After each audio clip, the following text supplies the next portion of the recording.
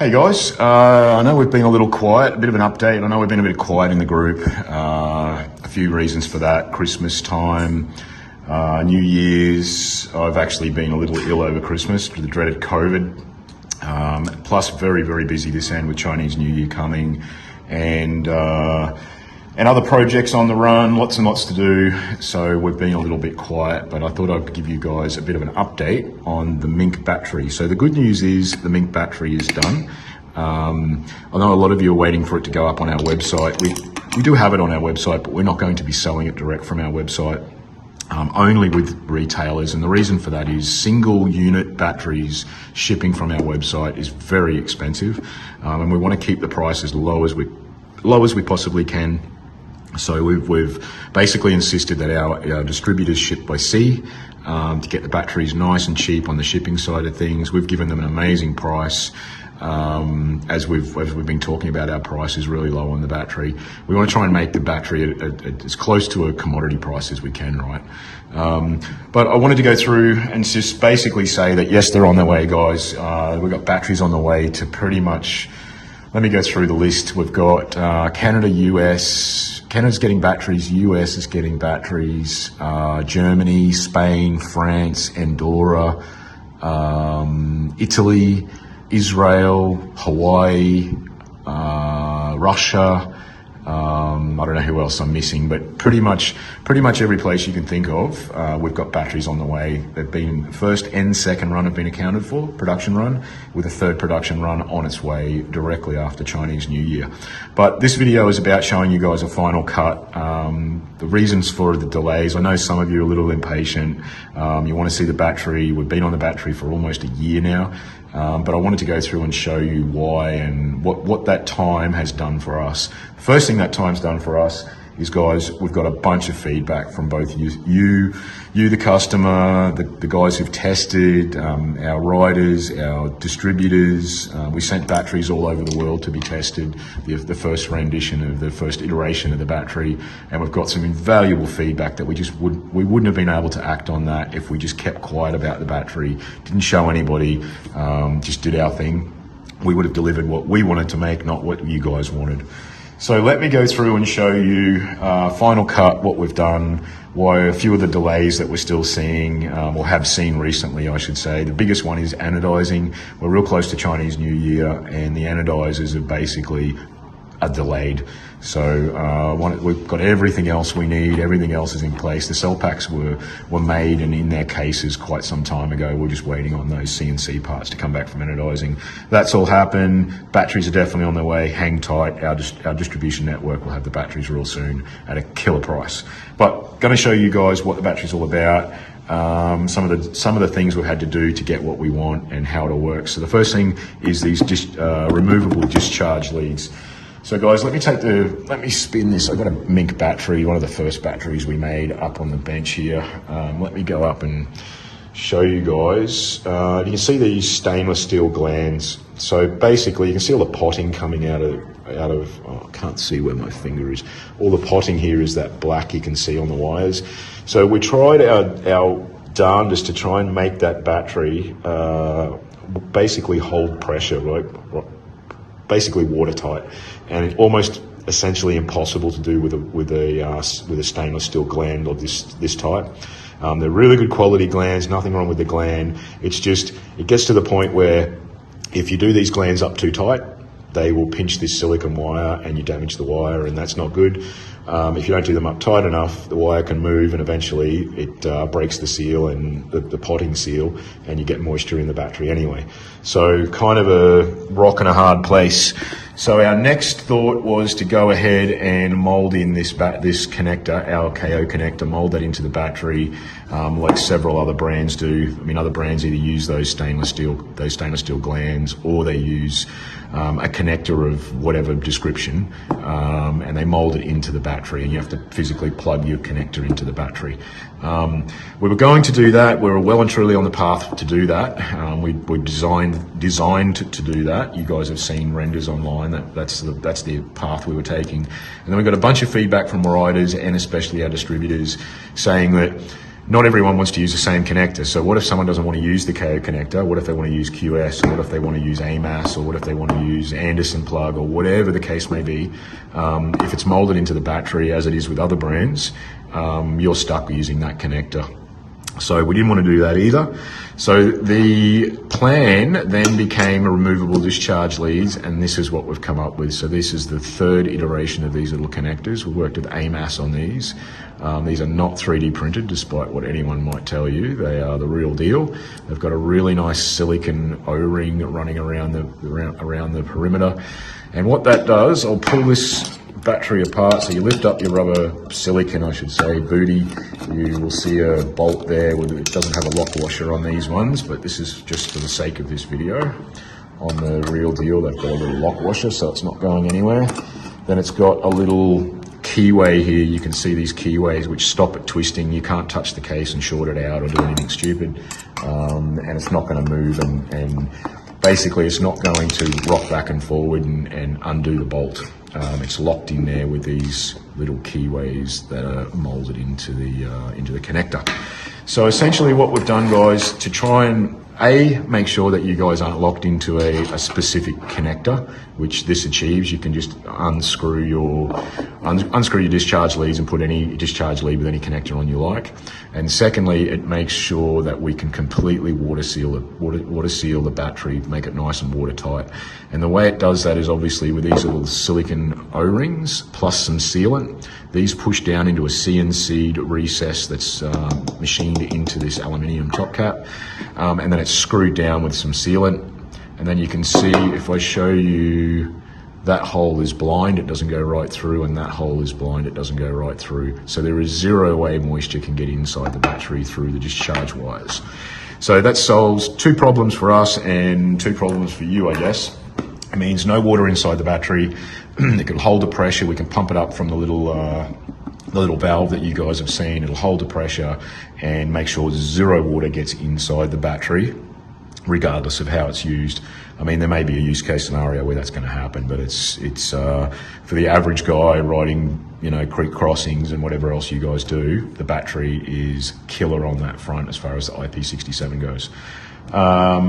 So there's that, and then the next thing that we had issues with, so that connector has obviously taken us a fair bit of time, guys. We had to mold it, tool it, test it. We had to make some iterations to it. It's on the third variant, on the third iteration of that little connector now. So that's obviously taken some time to do. And then the next one was this little display screen. So we sent some batteries out. This is a Mink battery, one of our first iteration batteries.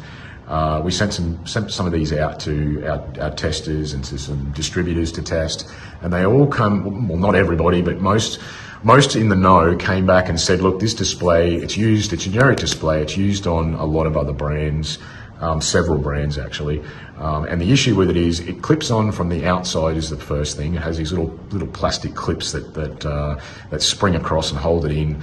And then you tape it on the inside with some silicone and try and seal it up. But that's not where it leaks. I don't know if this is going to pick up on camera if I push on that with my finger, but it's a very thin piece of plastic and it's glued to the front, and that's what's keeping water out. And in hot weather or under heavy use, this heats up and the glue softens up and the corners here peel up on this bit of plastic, letting moisture and water into the battery. One of the very first things, the main reason that batteries fail that use this display, either the display fails or the water goes right through the display into the BMS and the BMS fails. So we had basically had some thinking to do. Do we put a secondary fascia on top of that display and try and make it watertight that way, or do we just do another display? So we went to town, obviously, and made a new display. And instead of clipping in from the front, this actually clips in from the back. Let me get that to clip in. Where is it? She's a tight fit. Nope. There it is. So that clips in from the back. It's two screws. It has a rubber O-ring plus sealant, and there is no plastic on the front of this. This is just the screen. So there is zero chance any moisture can get in through the display screen.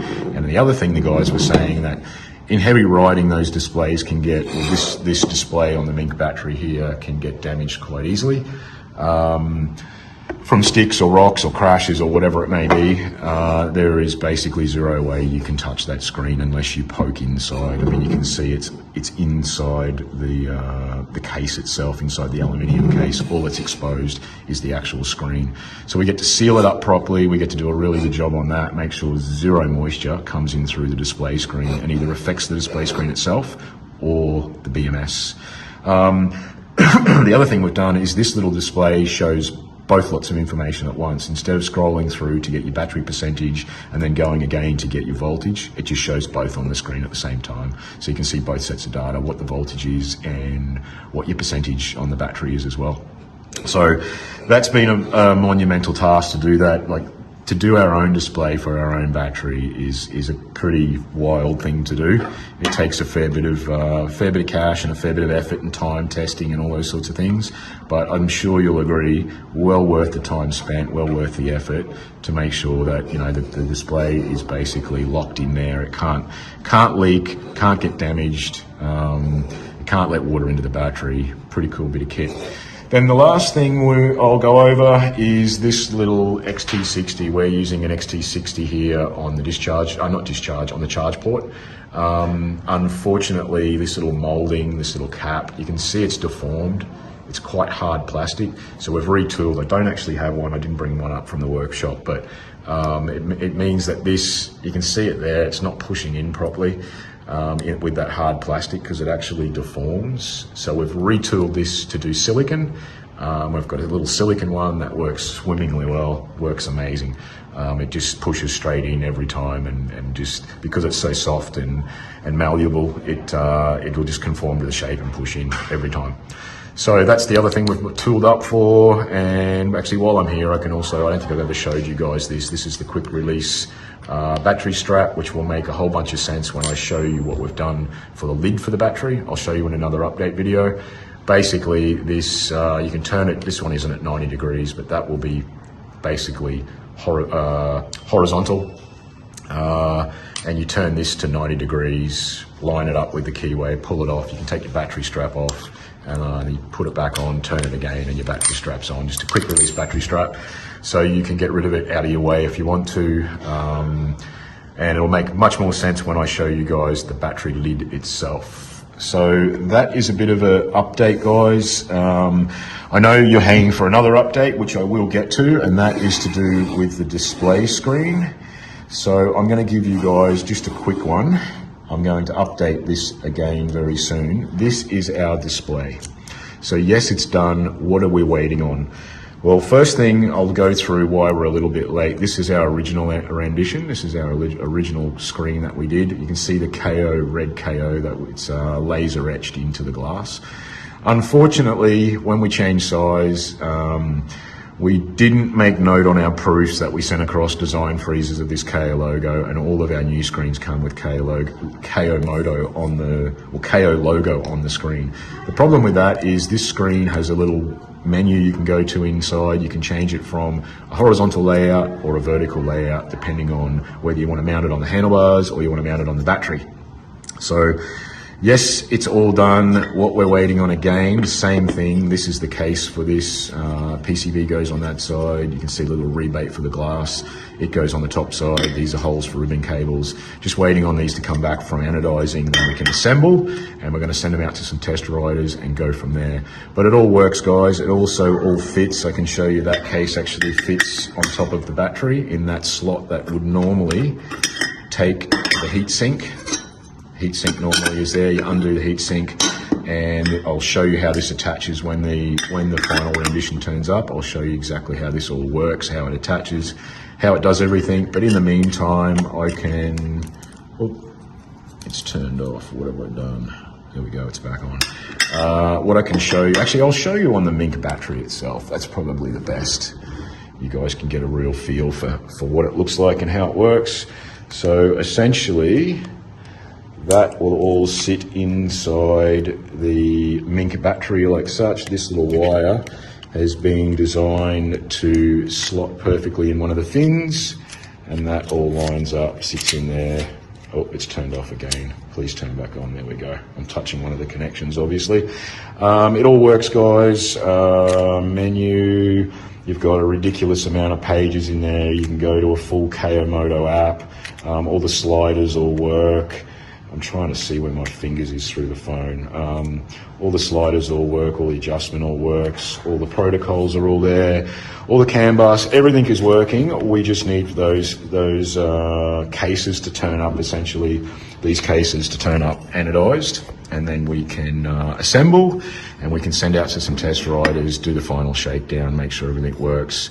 One of the things we're trying to make sure is, let me grab that display screen back. There we go. Oh, it's turned off again. I must be touching a connection there.